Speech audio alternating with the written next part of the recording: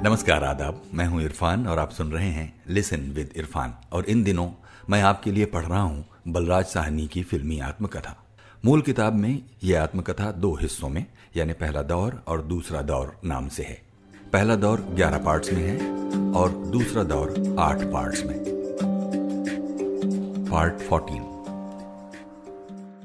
मैं सोचा करता था कि जेल बड़ी रोमांटिक और रहस्यमय जगह होगी, पर असलियत बड़ी ही तल्ख निकली। आखिर उस शासन की बर्बरता पर क्या शक, जिसे कायम रखने के लिए मनुष्यों को जानवरों की तरह पिंजरे में बंद करना पड़े। जेल के पिंजरे में बंद होने वाले लोग आमतौर पर गरीब या गरीबों की ओर से बोलने की गुस्ताखी करने वाले व्यक्ति होते हैं। समाजशास्त्री मानते हैं कि अपराधों का मूल स्रोत गरीबी ही है, यानी गरीब होना सबसे बड़ा अपराध है। इस बात की पुष्टि जेल में कदम रखते ही हो जाती है। पैसे वाला आदमी जितना जेल के बाहर सुख सुविधाओं से रहता है, उतना ही जेल के अंदर भी रह सकता है। पर गरीबी की बात और है। जेल के बाहर गरीब फिर भी शोर मचाकर लोगों का ध्यान अपने साथ होने वाले अन्यायों और अत्याचारों की ओर खींच सकता है, पर जेल की चारदीवारी के अंदर तो चाहे उसे जान से मार डाला जाए, बाहर की दुनिया को खबर तक नहीं मिल सकती। एक क्लास मिलने के बाद मैं आर्थर रोड जेल की सुख सुविधाओं वाली बैरक में अपने कॉमरेडों के साथ आ गया। जेल की पहली मंजिल साधारण अपराधियों के लिए थी। एक दिन उसमें लगभग 50 नाबालिग लड़कों को लाकर बंद कर दिया गया। जगह इतनी कम थी कि वो टांगे तक नहीं फैला सकते थे। मैंने कैदियों के मुंह से सुना कि हर दूसरे तीसरे महीने पुलिस बहुत से आवारा लड़कों को पकड़ लाती है, जैसे म्यूनिसिपैलिटी के कर्मचारी आवारा कुत्तों को पकड़ कर लाते हैं। फिर उन लड़कों को 2-3 दिन जेल में रखने के बाद बसों में बैठाकर शहर से 20-30 मील दूर जंगली इलाके में छोड़ दिया जाता है। कुछ लड़के अपने घरों को लौट जाते हैं और बाकी फिर वही कुछ करने के लिए बंबई लौट आते हैं। उस रात जब बैरक को ताला लग चुका था और हम सोने की कोशिश कर रहे थे, निचली मंजिल से एक लड़के की दर्दनाक चीख पुकार सुनाई दी। हमने सोचा कि बेचारे को डर लग रहा होगा या माँ की याद आ रही होगी या किसी साथी ने मारा पीटा होगा। पर जब उसका रोना चीखना बंद होने में ना आया तो हमने भी अपने सलाखों वाले दरवाजे को खटखटाकर जेलर को बुलाने की कोशिश की। जेलर भला आदमी था। उसने आकर बताया कि लड़के के पेट में दर्द है, लेकिन फिक्र वाली बात नहीं है, डॉक्टर को बुलाने के लिए आदमी भेजा गया है।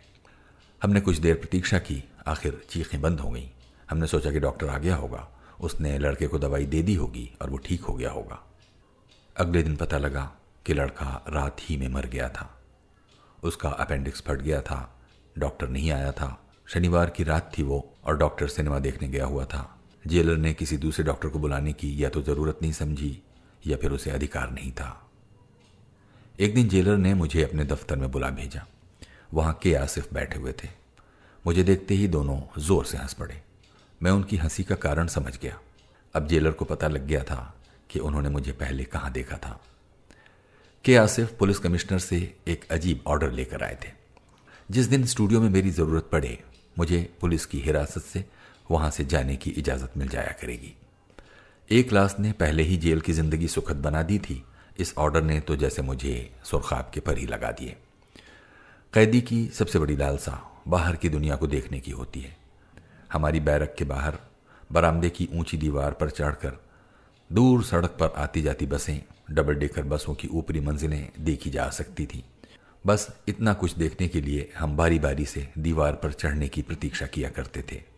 लेकिन अब मुझे सारा दिन बाहर गुजारने की इजाजत मिल गई थी। अब मैं अपने साथियों के लिए ही नहीं बल्कि सभी कैदियों के लिए ईर्ष्या का पात्र बन गया। जिस दिन मुझे शूटिंग के लिए जाना होता, जेल में काफ़ी चहल पहल होने लगती। हर किसी को फिल्मी बुखार सा चढ़ जाता। मेरे पास तरह तरह की फरमाइशें आती। कोई खुशबूदार तेल लाने के लिए कहता, कोई दांतों का मंजन, कोई दिलीप कुमार नरगिस की फ़ोटो, कोई चाय, कोई बीड़ी, कोई ख़ास ब्रांड की सिगरेटें। इन चीज़ों की लंबी सूची जेब में डालकर मैं स्टूडियो पहुंच जाता। के आसिफ वो सूची अपने सहायक के हवाले कर देते। शाम तक सब चीज़ें आ जाती। इस मनोरंजक स्थिति का जेलर भी मज़ा ले रहे थे। उनका एक कैदी फिल्म में जेलर का रोल कर रहा था, इसलिए उनकी जिम्मेदारी भी कुछ बढ़ गई थी। मुझे भेजने से पहले वो मेरा ख़ास तौर पर निरीक्षण करते, मेरी हजामत देखते और मुझे कई किस्म की हिदायतें देते। 1-2 बार तो वो मेरे साथ स्टूडियो भी आ गए। उन दिनों अजीब अजीब घटनाएं होती थीं। साहिर लुधियानवी भी कम्युनिस्ट पार्टी के नज़दीक थे और पुलिस की नज़रों से बचकर रहते थे। एक दिन उन्होंने सुना कि मैं स्टूडियो में हूँ तो वो मुझसे मिलने के लिए आए, लेकिन ज्यों ही सेट पर एक पुलिस अफसर को टहलते हुए देखा वो डर के मारे झट बाहर दौड़ गए। बाहर जाकर उन्हें पता लगा कि जिसे वो पुलिस अफसर समझ बैठे थे वो वास्तव में मैं था। पुलिस अफसर और जेलर की वर्दी एक जैसी होती है। सरकारी महकमों के तौर तरीके निराले होते हैं। शूटिंग वाले दिन पुलिस मुझे सुबह 6 बजे ही स्टूडियो में ले आती थी, हालांकि शूटिंग 9 बजे शुरू होती थी। वो 3 घंटे बिताने बहुत मुश्किल हो जाते थे। स्टूडियो में कोई परिचित व्यक्ति नजर ना आता, और अगर आता भी तो पुलिस के डर से नजदीक ना आता। उसी स्टूडियो में, आजकल उसका नाम रूप तारा है, राज कपूर अपनी फिल्म बरसात बना रहे थे। एक दिन मैं स्टूडियो पहुंचा तो सुबह की रोशनी होने ही लगी थी। राज कपूर रात की शिफ्ट खत्म करके घर जाने की तैयारी में थे। उनके बाकी साथी जा चुके थे। मुझे देखकर वो हमारे पास बेंच पर आ बैठे और कैंटीन के लड़के को चाय लाने के लिए कहा।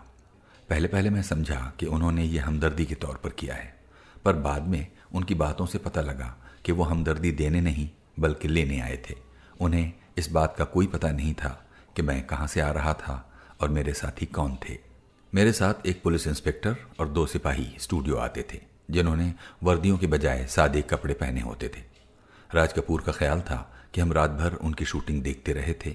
वो इस बात से बहुत खुश थे और हमें और भी ज़्यादा प्रभावित करना चाहते थे। वो जब भी कोई फिल्म बनाते हैं उसमें पूरी तरह खो जाते हैं। उस समय भी उनका यही हाल था। वो अपनी फिल्म की विशेषताओं और अपनी निजी उलझनों और परेशानियों की लंबी कहानी हमें सुनाते रहे। हालांकि रात भर शूटिंग करने के बाद वो बहुत थक गए थे। आखिर अपना दिल हल्का करके वो चले गए।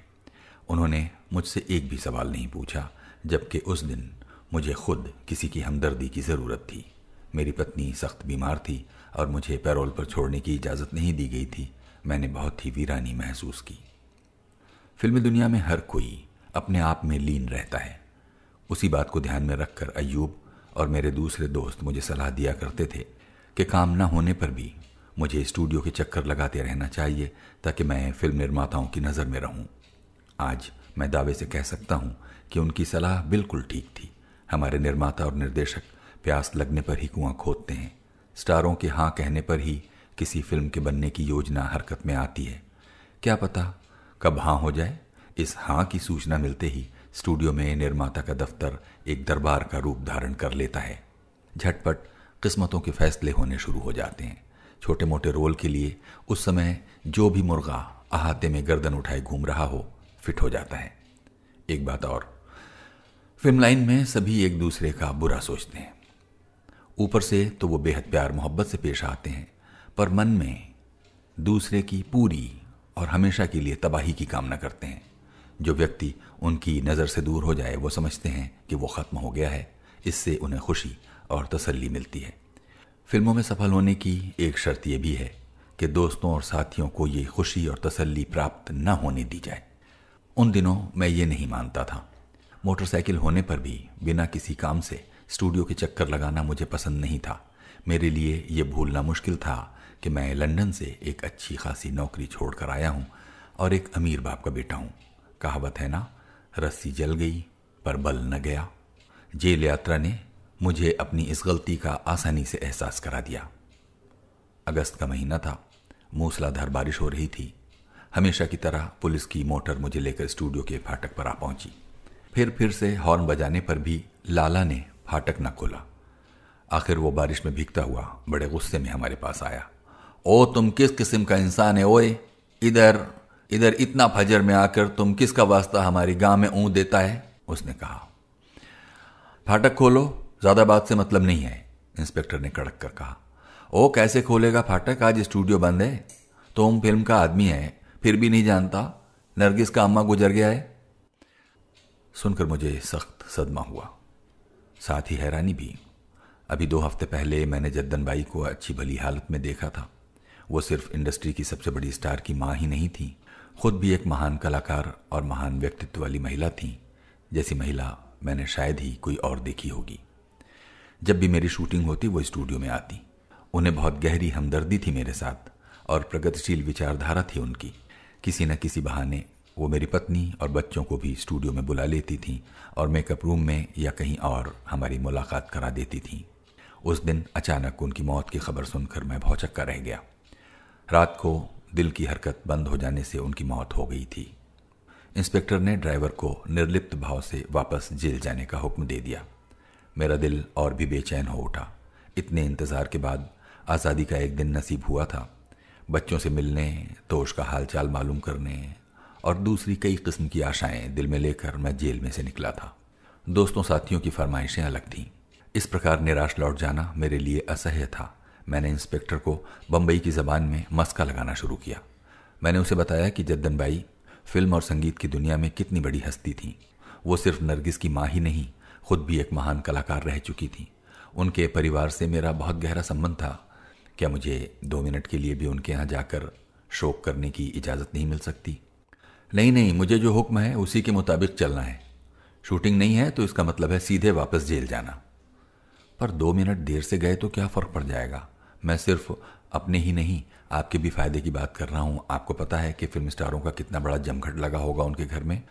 दिलीप कुमार, कामिनी कौशल, राज कपूर, मोतीलाल, भारत भूषण, बेगम आरा, नलिनी जयवंत और पता नहीं कितने दूसरे एक्टर एक्ट्रेसों को आप बहुत नज़दीक से देख सकेंगे।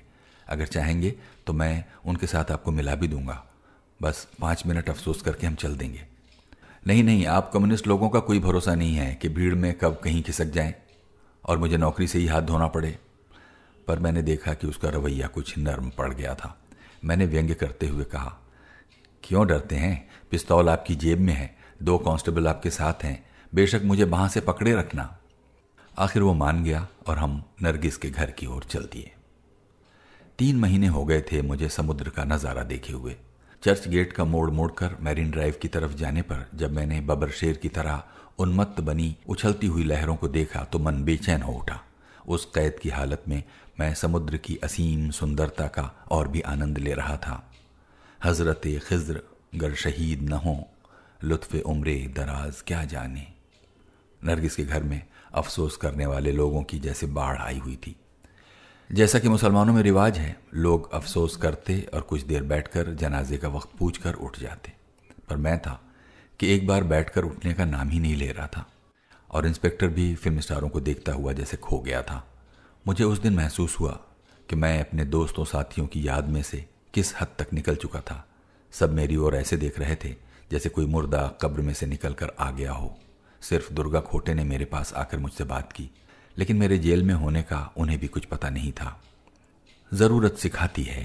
उस दिन से मैंने पक्का फैसला कर लिया कि दिल चाहे ना भी हो, फिल्मी हलकों की नज़र से मैं दूर नहीं रहूँगा और किसी न किसी तरह फिल्मी दुनिया को अपने अस्तित्व का एहसास कराता रहूँगा। ऐसी बात नहीं है कि मेरे जेल में होने या शूटिंग के लिए जेल से लाए जाने की चर्चा नहीं थी, लेकिन इस चर्चा का फ़ायदा मुझे तभी हो सकता था अगर मैं प्रसिद्ध कलाकार होता। तब तो पत्रकार खूब मिर्च मसाले लगाकर इस कहानी को लिखते और फोटो खींचने के लिए जेल के फाटक तक मेरा पीछा करते। पर मेरे स्तर के कलाकार को पब्लिसिटी देने से कोई फ़ायदा नहीं था और ना ही ऐसी पब्लिसिटी मेरे हक में जाती थी। ऐसे कलाकार को लेने का निर्माता को क्या फ़ायदा जिसके बारे में कोई भरोसा ही ना हो कि वो शूटिंग के लिए बाकायदगी से आएगा। और कम्युनिस्ट शब्द के साथ तो उन दिनों कई प्रकार के बुरे विशेषण जुड़े हुए थे। के आसिफ की फिल्मसाजी दुनिया भर से निराली और अपनी ही किस्म की थी। उन्हें न तो पैसे की पाबंदी थी न ही वक्त की। हर बार जब मैं स्टूडियो जाता तो हलचल की कहानी बदली हुई होती थी। जिंदगी की तलखियों और कैमरे के डर ने पहले ही मेरे होश भुलाए हुए थे। अब उस वातावरण में मेरी अक्ल जैसे जवाब देने लगी। एक बार मेकअप करते हुए मैं चक्कर खाकर कुर्सी से नीचे गिर पड़ा था। कैमरे के सामने जाना मुझे सूली पर चढ़ने के बराबर लगता था। मैं अपने आप को संभालने की बहुत कोशिश करता। कई बार रिहर्सल भी अच्छी भली कर जाता। सभी मेरी हिम्मत बढ़ाते, पर शॉट के ऐन बीच में पता नहीं क्या हो जाता कि मुझे अपना अंग अंग जकड़ा हुआ लगता। अपनी जबान हलक से नीचे उतरती हुई महसूस होने लगती। बस फिर रीटेक पर रीटेक होने लगते। मुझे लगता कि चारों तरफ खड़े हुए लोग जैसे मुझ पर हंस रहे हैं। मैं उनकी ओर से ध्यान हटाने और अपना मन अभिनय की ओर लगाने की बहुत कोशिश करता, पर सब कुछ जैसे आउट ऑफ फोकस होने लगता। मैं महसूस करता जैसे अभिनय कला के दरवाजे मेरे लिए हमेशा के लिए बंद कर दिए गए हों। एक दृश्य इस प्रकार था। नरगिस से मेरी नई नई शादी हुई है। मैं जेल में ड्यूटी ख़त्म करके आता हूँ। दिलीप कुमार, जो उम्र कैद भुगत रहा है, मेरे बंगले में बागवानी करता है। वो शादी की मुबारकबाद देने और फूलों का गुलदस्ता मुझे और मेरी पत्नी को भेंट करने के लिए आता है। नौकर चाय की ट्रे लाकर मेज़ पर रखता है। मैं नरगिस के लिए चाय का कप बनाता हुआ मीठी मीठी बातें करने लगता हूँ। वो चुप रहती है और मैं वर्दी उतारने के लिए कमरे में चला जाता हूँ। तब दिलीप नरगिस को अपने दुख सुनाने लगता है, क्योंकि वो दोनों वास्तव में एक दूसरे के प्रेमी होते हैं। शॉट के दौरान जब भी दिलीप या नरगिस से मेरी आंखें मिलती तो मुझे लगता जैसे वो आलोचना भरी नज़र से मुझे घूर रहे हों। मैं उनकी नज़र का मतलब समझ ना पाता और मेरा ध्यान उखड़ जाता। तभी शॉर्टकट हो जाता। उस नज़र का रहस्य मैं आज बता सकता हूँ। शॉट से कुछ क्षण पहले तक दिलीप और नरगिस बड़े आराम से बैठे गप्पे मार रहे होते थे, पर शॉट शुरू होते ही वो अपने अपने पात्र में प्रवेश कर जाते, लेकिन मैं अपने पात्र से बाहर ही रह जाता। स्वाभाविक अभिनय करने की मैं भी कोशिश करता, पर यह नहीं जानता था कि स्वाभाविक होने का मतलब है पात्र के अंदर प्रवेश करके स्वाभाविक होना, और पात्र के अंदर प्रवेश करने की एक मानसिक क्रिया है। मैं उस क्रिया से अनजान था, इसलिए समझता था कि मैं खुद तो स्वाभाविक हो गया हूं, पर दिलीप और नरगिस अस्वाभाविक लग रहे हैं। असलियत इसके उलट थी। उस दिन मेरी पत्नी भी स्टूडियो के किसी कोने में बैठी शूटिंग देख रही थी। बहुत रीटेक हुए।